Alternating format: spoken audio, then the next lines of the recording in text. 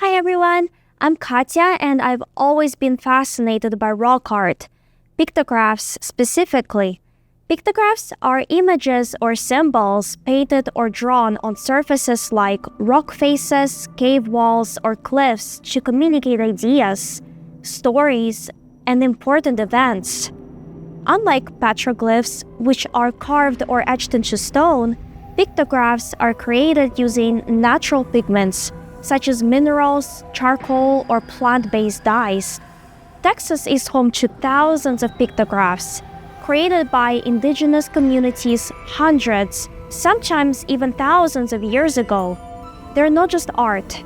They're windows into how these people lived, communicated, what they believed, and how they connected with the landscape.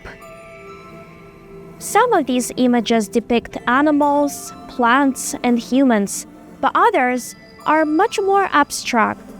Patterns, spirals, and even celestial symbols. It makes you wonder, were they telling a story, recording a ritual, tracking the stars?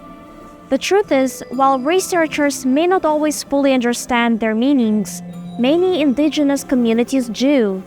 These symbols remain deeply significant to their descendants, who visit the rock art to connect with their heritage, honor their ancestors, and continue cultural practices rooted in these sacred places.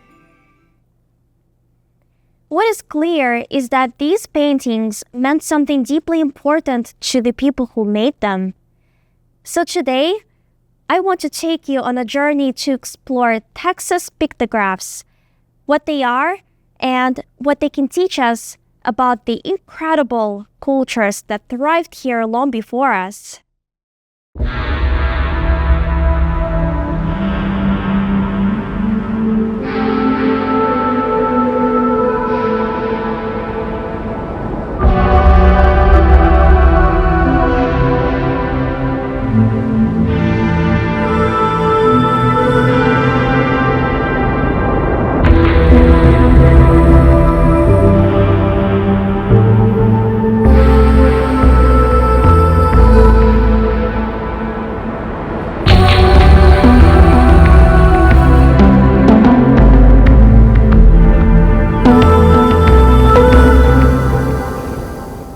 Welcome to Paint Rock.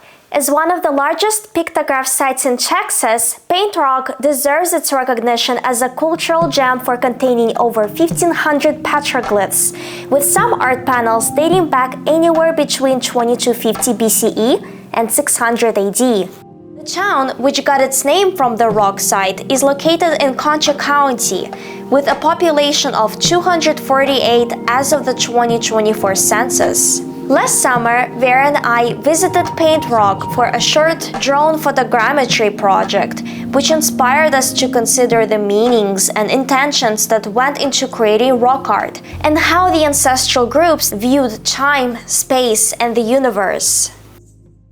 When you put them on stones like this, they're going to last an awfully long time. And so for us to still have that understanding of what their meanings were when they were first put up here, and they may have had more meanings than I'm speaking about today, but those things have been passed to us, a lot of them orally, even though most of the stuff is not written. So nowadays we have a lot of written languages and that we communicate with, but in these old days, this was the written communication. So when you see things like these objects up here that have been to us, those are words speaking to us, telling us about life and how we should live our lives and how we should help each other. During the time we were photographing the petroglyphs for documentation, we got to see the solar interactions of the glyphs. The solar interactions led us to return to Paint Rock to film the winter solstice. This is December 21st, so all day it's been sprinkling. Finally now, the weather is a bit better. However, we are not sure if we're going to capture any of the solar interactions, but also a lot of the events, unfortunately, none of them will most likely happen today. Of course, the winter solstice panel that we're not being able to see today is is a truly remarkable, a very sophisticated panel. And I mean, we keep learning more and more about it too. Paint Rock is located in west central Texas. The cliff-edged site is about 300 meters long and is part of the Campbell Range. The Concho River is located south of the site, where a few springs run near the edges of the cliff, which we believe was occupied by ancestral communities due to the location near the water and the resources provided by the flora and fauna found in this region.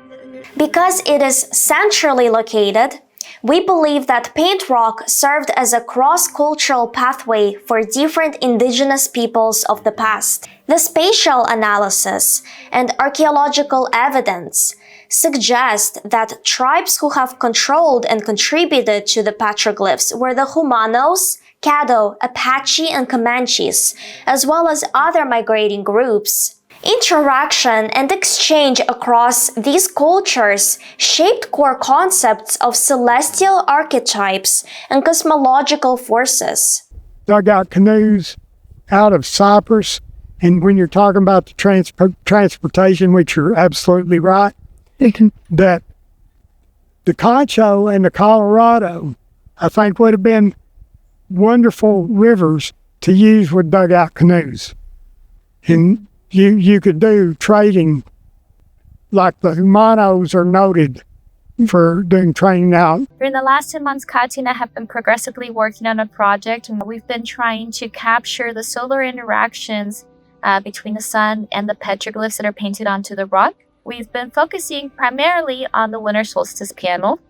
Due to inclement weather, we couldn't actually capture them, but we are showcasing several photographs that we have from previous winter solstice days, where we do capture this specific solar interaction between the winter solstice panel and the sun.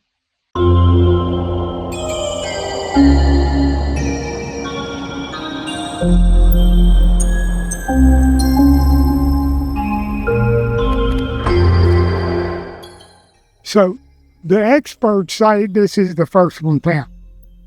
Now I would say that's the first one found. The walking man ascending toward the sun. Yeah.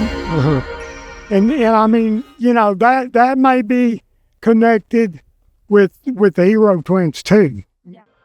And I think what draws our attention to this location is the precise occurrence in which it happens.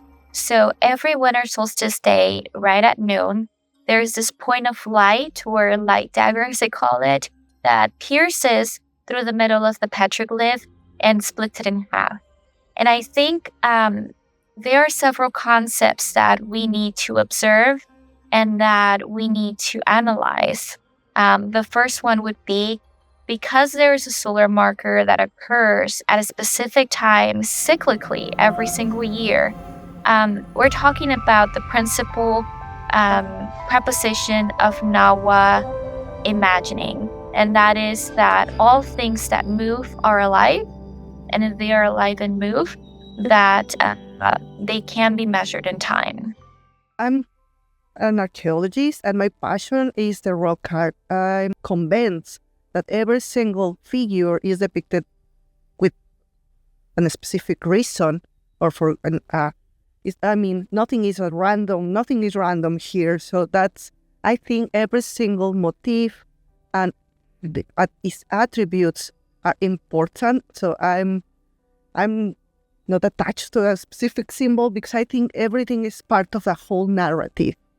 I think it really speaks about the group that used to reside here as a manifestation of storytelling. And it is where they are imbuing the essence of life, time, and motion by creating all of these petroglyphs in paint.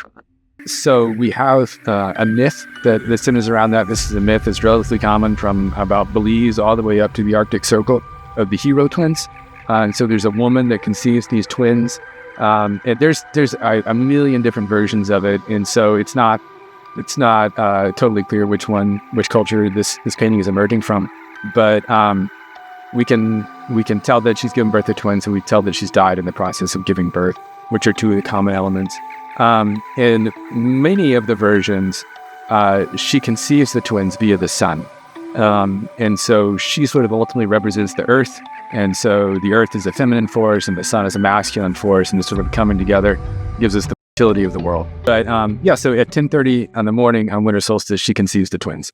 And then we do have the decapitation scene on a different panel where the sun actually gets to decapitate some of the people that come out on these petroglyphs. And we also as well have another panel of a ball player with very, very large hands, which we believe was created this way to speak more about that perhaps he was highly skilled, very talented in this sport. These stories do have time in them, but they use solar time instead of using if you write a novel, you can have flash forwards and flashbacks and all that sort of thing. You can move time whichever way you want. Well, it's not true here. Time only does one thing here. It does what the sun's doing. The Maya, the glyph, the king glyph for the Maya is a 4-petaled flower, and it stands for the day for the sun as a unit of time. So there are lots of software online, like suncalc.org does a great job of tracking the sun throughout the day. You can put in coordinates for anywhere in the world, and it will tell you like how long a shadow is at that time, what angle the sun is at. So I started just playing around with that software and trying to see if there was any pattern to where the sun was pointing when different solar interactions were happening, or how long a shadow was at that time. In the summer of 2023, Vera and I joined the watch party at Paint Rock, which consisted of Joshua, Jeremy and his students, as well as a couple of locals. On the night of June 21st, we observed the full moon rising near the southern major lunar standstill. The purpose of this gathering was to understand if there are any lunar interactions during the full moon. Across the entire cliff edge side, everyone stood by different rock art panels to make sure we don't miss any possible lunar markers. It was so bright outside that we didn't even need to use our flashlights to climb the rocks. We saw some messier versions of the winter solstice marker, such as the decapitation panel and the ball player panel. In the discussion of the findings from this watch, Joshua stated that there wasn't any concrete evidence that the ancestors at Paint Rock designed any pictographs to interact with moonlight.